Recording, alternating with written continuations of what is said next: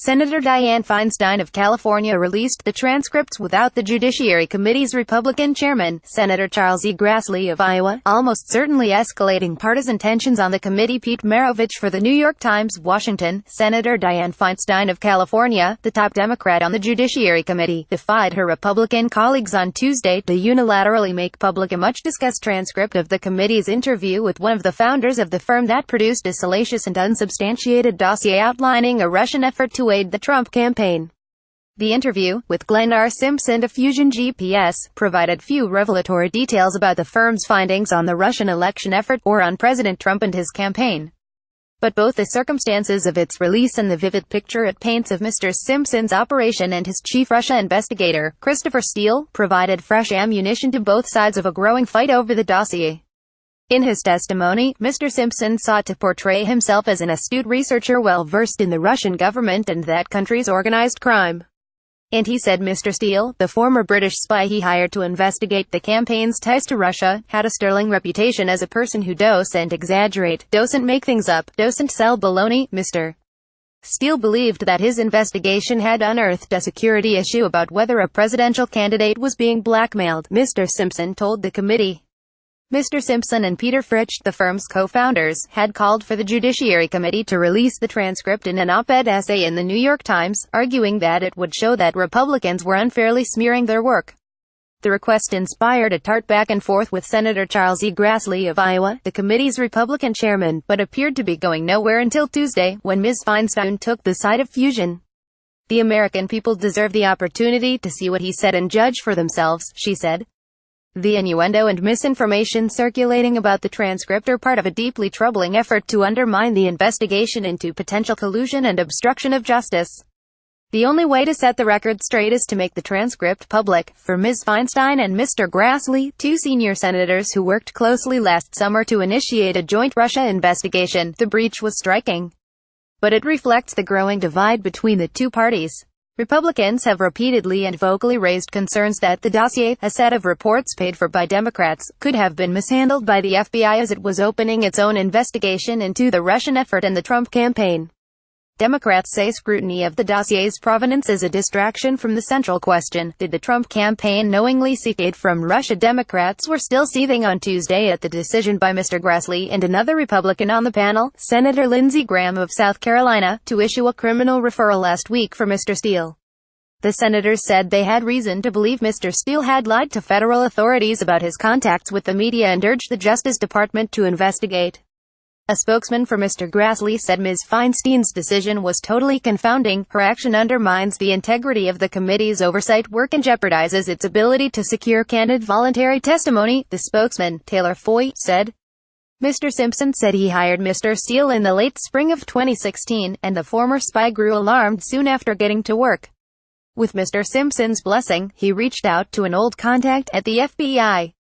In early July, to me, it was like, you're driving to work, and you see something happen, and you call 911, Mr. Simpson said. Current and former American and foreign officials with direct knowledge of the investigation say that the federal inquiry did not start with Mr. Steele's dossier, early parts of which did not reach counterintelligence investigators at the FBI until August, after the Bureau's inquiry had already begun. But the officials have said that the dossier added material and buttressed what American law enforcement and spy agencies were gleaning from other sources. According to Mr. Simpson, it was not until late September, nearly 2 months after the FBI investigation had begun, that the FBI reached out to Mr. Steele. He then met with agents in Rome to brief them on his work. At that meeting, Mr. Steele learned that his information was considered credible by the FBI because they had other intelligence that indicated the same thing, and one of those pieces of intelligence was a human source from inside the Trump organization, Mr. Simpson testified. Mr. Simpson did not disclose the identity of the human source in his August testimony. But people familiar with the matter said that Mr. Steele, after being questioned by the FBI, came to believe that the Bureau's human source was George Papadopoulos, a former Trump campaign foreign advisor. In fact, the source was an Australian diplomat who had spent a night drinking in London with Mr. Papadopoulos in the spring, and then shared with American officials what he had learned from the Trump aide. Mr. Simpson said Fusion played no role in deciding what to include in the memos that would eventually be compiled into the dossier. But Mr. Simpson said that Mr. Steele broke off his connections with the FBI after the New York Times ran an article on October 31 that said the Bureau had found no conclusive or direct link between Mr. Trump and the Russian government. Citing law enforcement officials, the Times article said that none of the investigations so far have found any conclusive or direct link between Mr. Trump and the Russian government. Since then, investigators and journalists have developed extensive evidence linking Mr. Trump's associates to Russian government and intelligence operatives, but as yet there is still no public evidence of a direct link between President Trump himself and the Kremlin. At the time, many in the FBI did not believe Russia was aiming to explicitly help Mr. Trump. That consensus did not emerge until January 2017 when American intelligence agencies released a report saying that the Kremlin's intentions were twofold: to undermine public faith in the U.S. democratic process and to help President-elect Trump's election chances. Mr. Simpson, in his testimony, called the Times article a real Halloween special. There was a concern that the FBI was being manipulated for political ends by the Trump people and that we didn't really understand what was going on, Mr. Simpson said.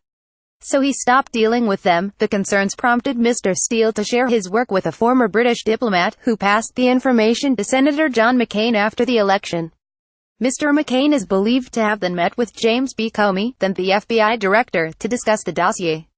In January, weeks before the inauguration, the dossier became public after news broke that Mr. Comey had briefed President Barack Obama and Mr. Trump on Mr. Steele's work.